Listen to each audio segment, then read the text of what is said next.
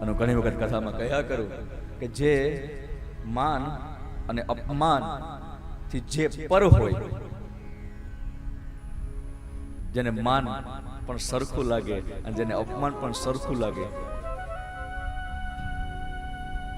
આ જગતનો જ્ઞાનીમાં જ્ઞાની વ્યક્તિ છે સાહેબ. જ્ઞાન માન तुलसी जी कैसे मानस मान जब एको नाहे देख ब्रह्म समान जग माहे. जेने मान पर स्पर्शतु नहीं, जेने अपमान पर स्पर्शतु नहीं साहेब, आ जगत में ज्ञानी में ज्ञानी व्यक्ति है. बाकी शास्त्र वेद पुराण उपनिषद स्मृति आ બધું કંઠસ્થ કરી એને જ્ઞાની ન કહેવાય. અને હું નથી કહેતો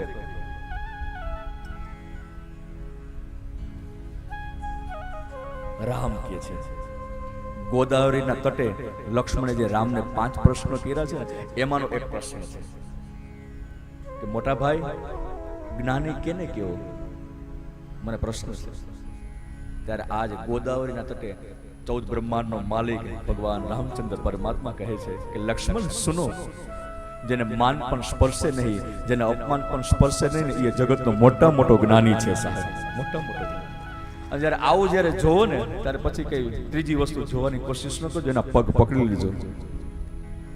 એક નાની વ્યક્તિ છે.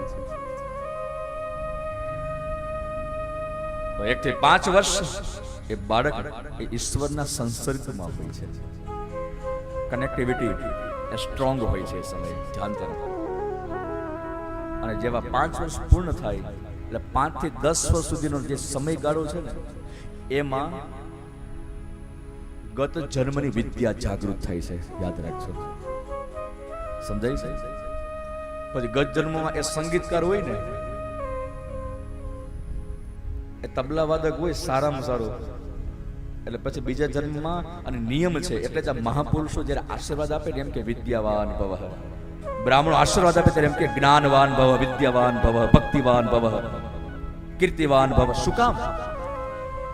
આ ભક્તિ, પુણ્ય, જ્ઞાન, વિદ્યા એમનો આશીર્વાદ સંતો, મહંતો, સાધુ, બ્રાહ્મણો શું કામ આપે છે? કારણ કે એ જાણે છે કે હું જે આશીર્વાદ આપું છું ને એ એક જન્મ પૂરતા સીમિત નથી, અનેક જન્મમાં સાથે આવશે, એ સાથ પુરાવશે. જ્યારે શરીર નષ્ટ થઈ જાય છે બાત ભી સહી હે, જ્યારે આત્મા પ્રયાણ કરે છે ને ત્યારે વાલા યાદ રાખજો એ આત્માની સાથે અમુક વસ્તુ સાથે આવે છે, ભક્તિ પણ સાથે આવે છે, યાદ રાખજો. એ આત્માની સાથે જ્ઞાન પણ સાથે આવે છે, એ આત્માની સાથે વિદ્યા પણ સાથે આવે છે, અને એ આત્માની સાથે તમે ને હું જે પુણ્ય કમાઈ છે ને એ પુણ્ય પણ તમારી મારી સાથે આવે છે. આ 4 વસ્તુ એ તમારી મારી સાથે પ્રયાણ કરે છે. એટલે મતલબ એ થયો કે જો વિદ્યા અને જ્ઞાન જો સાથે આવતા હોય તો બીજા જન્મની અંદર પણ એ વિદ્યા સાથે રહે છે. અને એ જાગૃત થવાનો સમય મનુસ્મૃતિના સિદ્ધાંત પ્રમાણે 5 થી 10 વર્ષ સુધીનો વચ્ચેનો સમયગાળો છે. એમાં વિદ્યા જાગૃત થાય છે. એમાં પછી ગત જન્મમાં સંગીતકાર હોય તો પછી સંગીતકાર જ બને. નાની વય સારામાં સારા તબલા એ વગાડી શકે.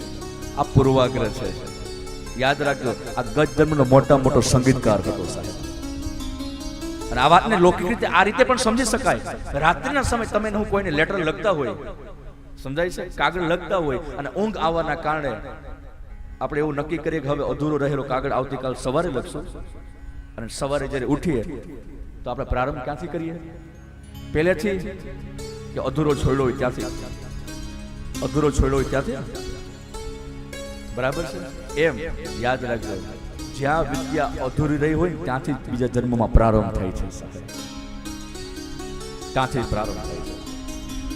એટલે જીવન મળ્યું છે તો વિદ્યાવાન બનવું સાહેબ, જ્ઞાનવાન બનવું, સત્કર્મવાન બનવું, પુણ્યવાન બનવું, ભક્તિવાન બનવું. કારણ કે આ અનેક જન્મોમાં સાથ નિભાવશે, આ સાથે આવશે. इसके पीछे मत भागो. जो एक ही जन्म में सीमित हो, अगर भागना है तो उनके पीछे भागो जो अनेक जन्म में तो साथ निभाए. એવું કંઈક પ્રાપ્ત કરો તો આ માંગ છે કહેવાનો મારો ભાવ.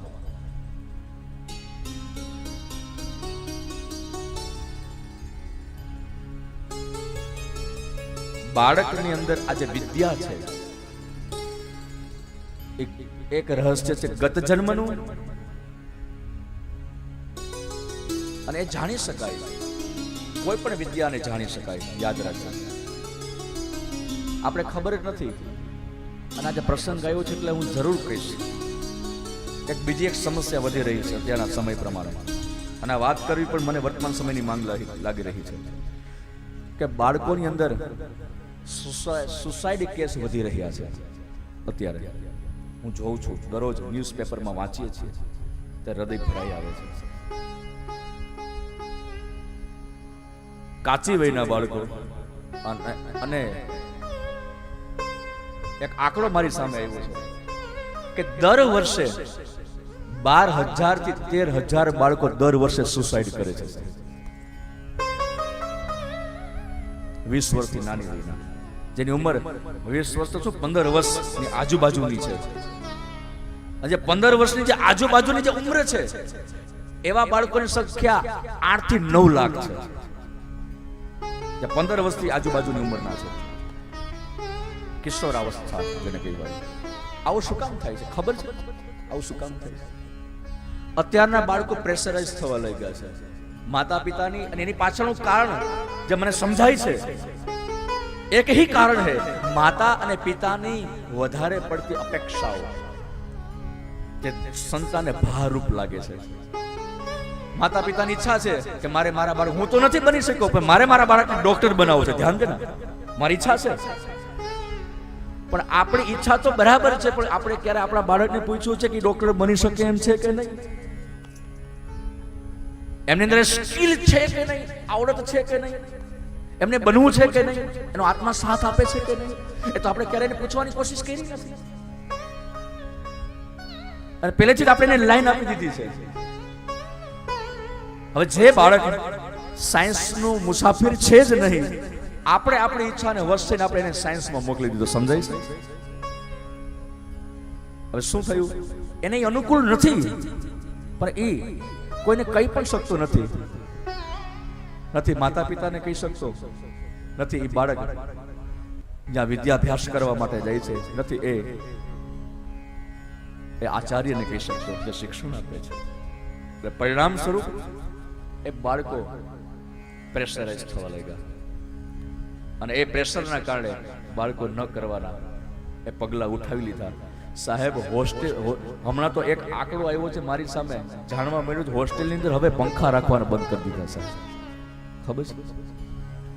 એટલા કેસીસ સામે આવવા લાગ્યા કે હોસ્ટેલની અંદર હવે સીલિંગ ફેન એ રાખવાના બંધ કરી દીધા. આ ન થવું જોઈએ. આ તો અધ્યાત્મ છે, મનુસ્મૃતિનો સિદ્ધાંત છે, અને એ મનુસ્મૃતિ વાંચીએ તો તમને મને ખબર પડે.